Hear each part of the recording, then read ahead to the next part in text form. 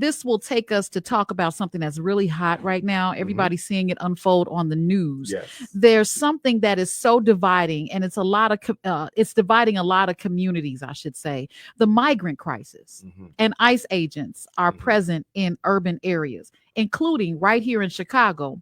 Now, some of our listeners are asking and have asked up to this point, should Black people be getting involved in this issue? Or should we stay laser focused on our own people? Because we're still fighting for basic dignity in this country. Here is my position on the migrant crisis and the migrant protests that are sweeping the country. No group has ever come to America to help Black people. No group has ever helped Black people. You've had individuals participate in Black struggle, but never as a community. European Jews never said we're going to help Black people as a community. Latinos never said we're going to help Black people as a community. They come here to replace us. And most of them align themselves with the white power structure against African people. With that being said, I do not support Black people getting involved in the migrant protests. That is not our fight. If you say you're going to do it, am I going to stop you? No. I would never stop someone from doing something that they feel is right. Is Dr.UMAR participating? Absolutely not. Am I going to help Donald Trump get them out of the country? Absolutely not. Because as the victims of oppression and the worst victims of American oppression, it would be complete hypocrisy for me to work against the best interests of another people. But am I going to help them? That is not my fight. Now, I'm concerned that if we're looking at what they're doing with the migrants, are we next? Should we get in? But just to circle back, should we get involved just to minimize the situation when or if we're next out of self-preservation? Exactly. If we are next, we were going to be next anyway, because guess what? They hate you more than the migrants they're trying to get rid of. And one of the reasons it's going to be difficult for you to be next is you are the only non-white people in America who cannot be realistically deported to an ancestral homeland of your own, because slavery destroyed your psychological and biological connection to your continent of origin. So in order to get rid of Black people, you have to come up with a program of genocide. Because as we've already said, a lot of Black people don't even identify with being African. Now, Donald Trump is working on a plan to deport inmates to prisons in Central and South America. So I can see a situation where he's able to deport the incarcerated, the convicted. But in terms of general Black people, I think it's going to have to be a program of genocide, because so many of us do not identify as African in the first place or don't know where we come from. This is scary because, it's almost like if you look at it, they may be deporting migrants now, but to what demise does that leave us? But see, here's the thing. The migrants they're deporting, they're deporting them to countries that they know they come from. These people have an ancestral connection to the countries that they're being returned to. And most of them have only been out of them countries for a generation or two. And this takes me to my next point. Not 20 generations of slavery. Because if you're putting them back to their original countries, that means that you are removing the responsibility of them being in your country and being harmed. So if they're back in their country, they're their responsibility. But who's coming for us? Well, they're coming for us. Here's my point. Deportation is not the only weapon being used or that could be used against African people. As we talked about the miseducation, the mass incarceration, the police genocide, the homelessness, the gentrification, and the economic apartheid, we have more concerns than just being deported.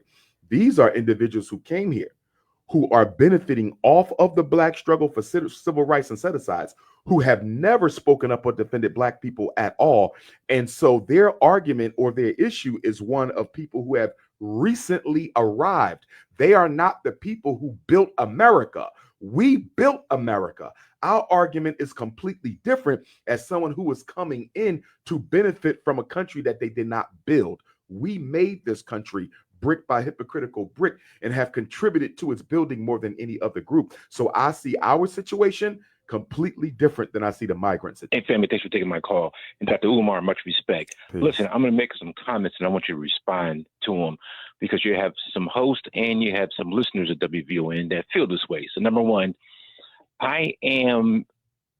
Africa is not a country, it's a continent. So with that being said, I don't know where I'm from, what country in Africa I'm from. Also, with that being said, I've been born and raised in America. So I am not black. I'm not an African American. I am an American. So I choose to be patriotic. This is my flag, red, white, and blue. I am a Negro. I'm in the Constitution. I'm a free man. So this is who I am. I am not an African American. Again, I'm not black. I'm an American. Respond to that, Brother Umar. Thank you, Cliff.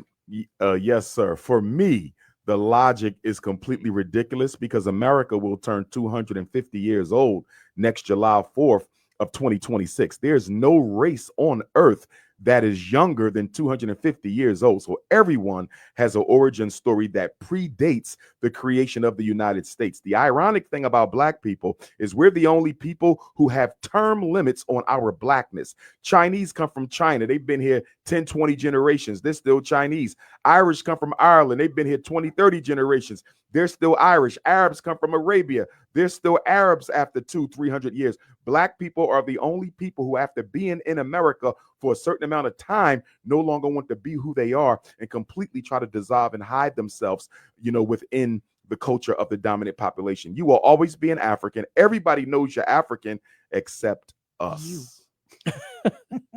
Very well said. Let's continue the call. Was he serious though? He was quite serious. But again, I appreciate those comments because if he didn't make the comment, we wouldn't have heard the response. Correct. Right. And that response landed on more ears than just the gentleman that called. I hope it landed on his heart too, because what Dr. Umar said was out of love. Yes. Right. And out of awakening and out of revelation. Yes. And that's the goal of the conversation today. Yes. I'd like to think it is. Yeah. I think we make the assumption that socially conscious people necessarily care about the destiny of the community, because I see a lot of socially conscious opportunists who are looking out for themselves and using Black consciousness as a pathway to their own personal financial freedom.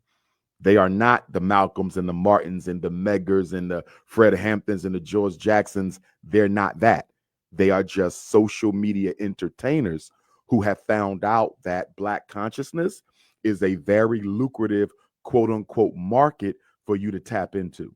Now, with that being said, when you talk about independent education, as you referenced the Frederick Douglass and Marcus Garvey Academy that we have in Wilmington, Delaware, and just to give an update on that, we are done all of the renovations for the school except the floors.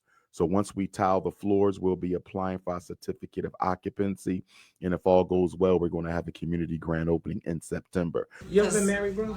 Never been married. 2 daughters, never been married. I do plan to get married because I do see it as a contradiction to have a boys' school teaching respect for Black women and not have a queen yourself. How old are your babies? 23, and my youngest will be 14. Okay. Oh, wow. You kind of did what I did. Yeah. I got older boys and younger boys. Yeah. My kids are 2.5 years apart. That's it. My daughter's 27. My son is 24. And yours are all together. And they ain't having no more. Mine are 22, 23, 25. Oh, man.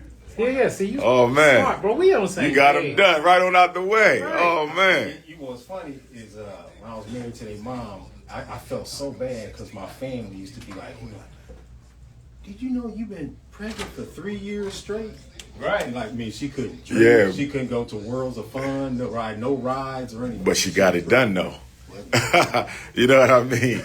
Now they hit their 50s, they got their life to themselves again, versus having that baby at 45. Now, sisters are having babies later, though. In their 40s. No. I'm just, because you a sister, not age. No, not age. Just because you a sister. And they even have some research. I don't know how reliable it is, but they got research saying the older a woman is when she has a baby, the longer her life expectancy. Ain't that deep? They said, the longer they life. Did you hear about that? The older a woman is when she gives birth, the longer her life expectancy. Really? Yes, it's all over the news. Yeah, they say women having the biggest fear that they invoke in the women is that the child can end up. Which is true, I think. Yeah. I don't think it's as true for black women, though. I've always said having babies is for young people. They wanted to. I just think that's the best. I agree. Since I had a baby, can I tell my story? Oh, go ahead. Okay, I have 4 of them. But in my last pregnancy, they were running around, and I was supposed to be frazzled because of them wanting to do an amniocentesis, and they told me that I was at high risk of having a child that could have Down syndrome or have mental health issues. And I explained to him, I said, look, I don't need to be concerned about that during my pregnancy. We'll deal with it when they get here. Good point. Because there's nothing they're going to do. There's nothing you can do about it now. Right. But then I'm going to be stressed out passing on those chemicals to my child, and then there will be a problem. Yeah. So I decided, I said, no, we're good. But they definitely tried to push that narrative.